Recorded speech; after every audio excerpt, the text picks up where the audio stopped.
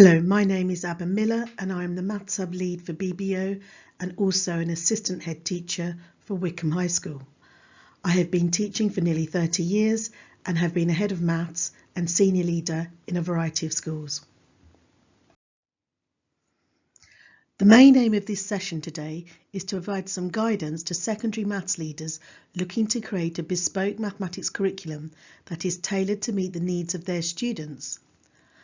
There are many curriculum plans available online that are ready to use and easy to download. However, my aim is to make mathematics leaders think deeper about what their mathematics curriculum says about their aims and their values.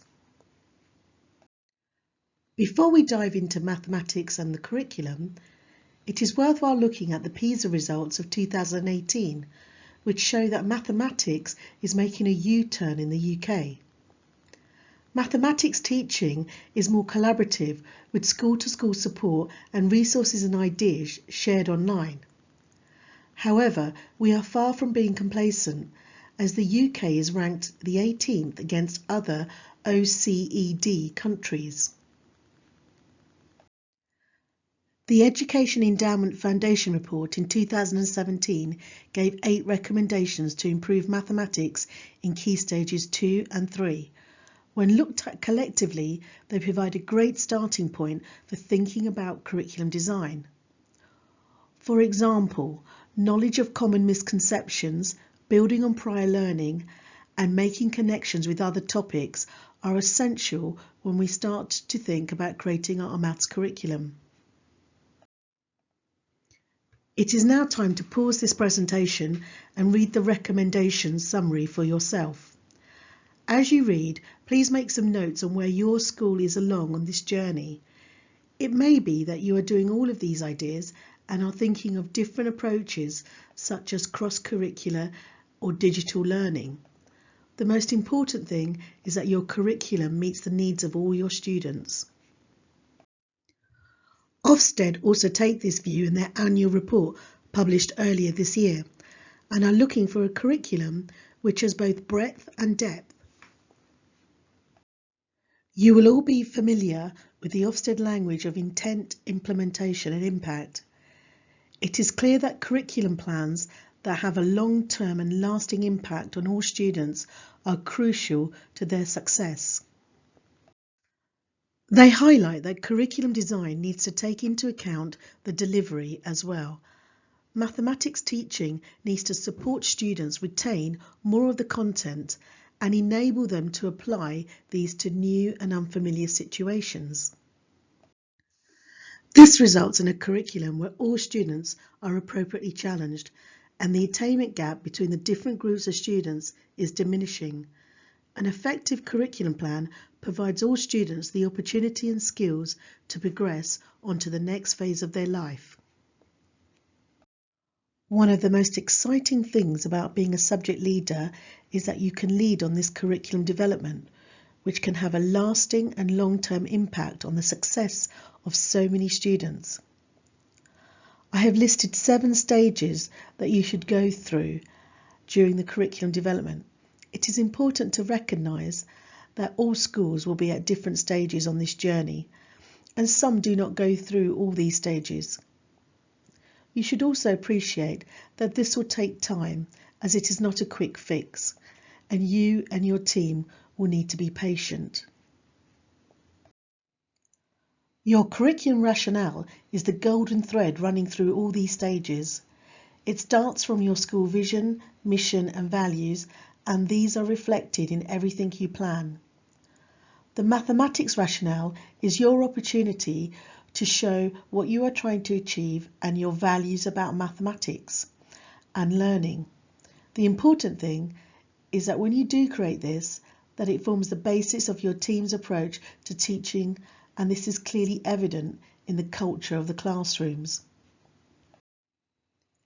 It is vital to try and take the team with you. One approach could be to pair up your team to look at various strands of the curriculum. If you are lucky enough to have lots of department time, you can spend time looking at common misconceptions together. Try and get everyone involved at some stage, even if they are an NQT or training to become a teacher. Creating a culture of collaboration, which is a safe space for staff to share ideas, can have a long-term and lasting benefit, including reduction in workload. To look at how one school has managed to do this, please pause and follow the link below. So you now have a curriculum rationale and a team that wants to help you shape the curriculum they teach. The next stage can be very time-consuming and can lead to heated debates about what should go where.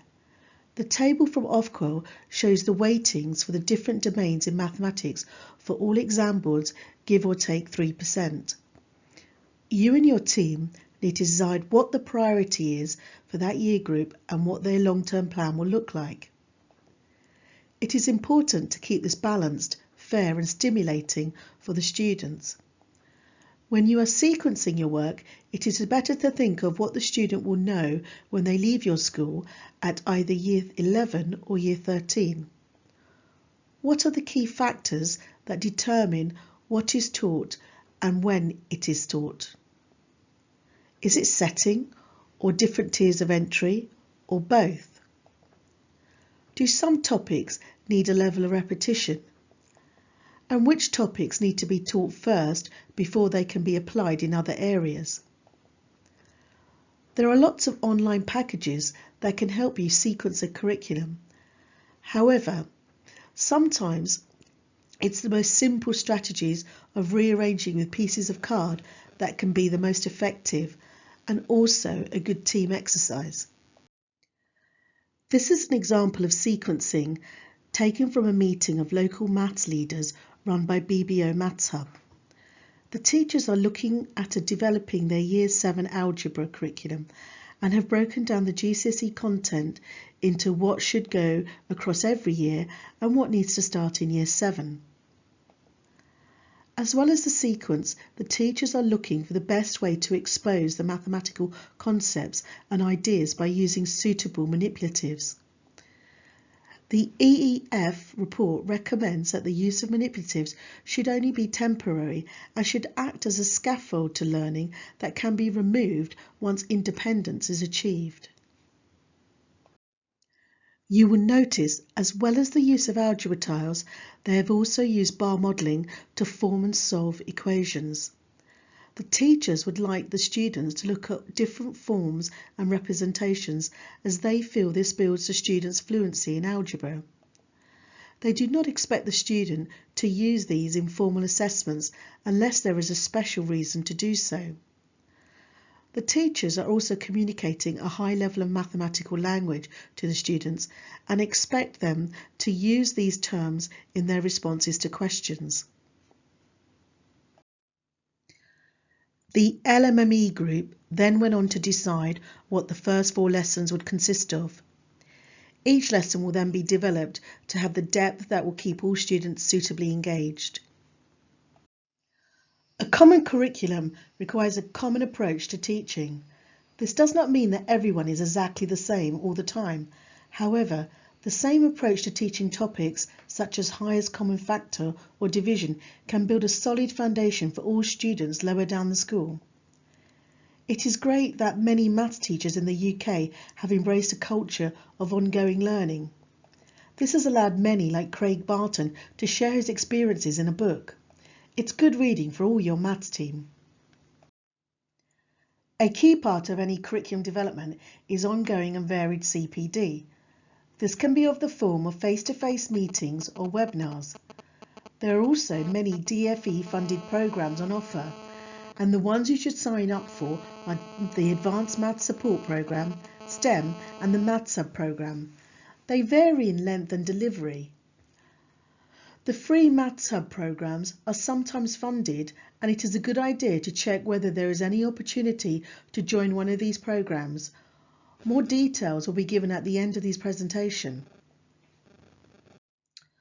The following slides show some examples of BBO Maths Hub training in action using algebra tiles. I have only shown you a few slides to give you a flavour of what you could expect.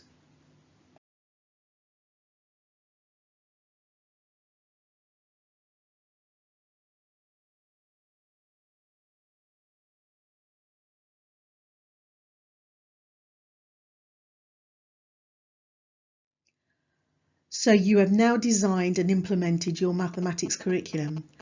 How do you know it is effective? How much time will it need to make an impact? As a maths leader, you will have access to lots of internal assessment data which you can use. However, it is even more important to survey the teachers and students to see how they feel about the curriculum plans. Joe Bowler did an interesting comparison of two very different maths departments and attitudes towards maths. Whatever your findings are, it is important to share these with other middle leaders and senior management, as they will also be interested in the impact of curriculum change. And after you have analysed your measures of impact, it is vital not to sit still. Different cohorts will require an alternative focus, and a maturing maths team will come up with different and interesting ways to sequence the curriculum. Be prepared for change. These are not new ideas, and this is a good stage to pause the presentation and read the standard units on improving learning of mathematics by the late Malcolm Swan. There are lots and lots of training resources that will help you think about your curriculum planning. NCETM is a good place to start, as these have been well thought out and developed by a team of maths mastery specialists. And of course you can do lots more reading. But overall, my strongest advice would be to become part of our growing mathematical network in BBO. We cover the Bucks, Berks and Oxon area, and we are fully funded by the DFE. In 2020 to 2021, the BBO Maths Hub will support over 600 schools. There are many secondary opportunities for you to become part of. Please register your interest via the website. We also have core maths and A-level work groups. We will be starting these programmes online initially in the autumn term and will follow government and NCETM guidance on this.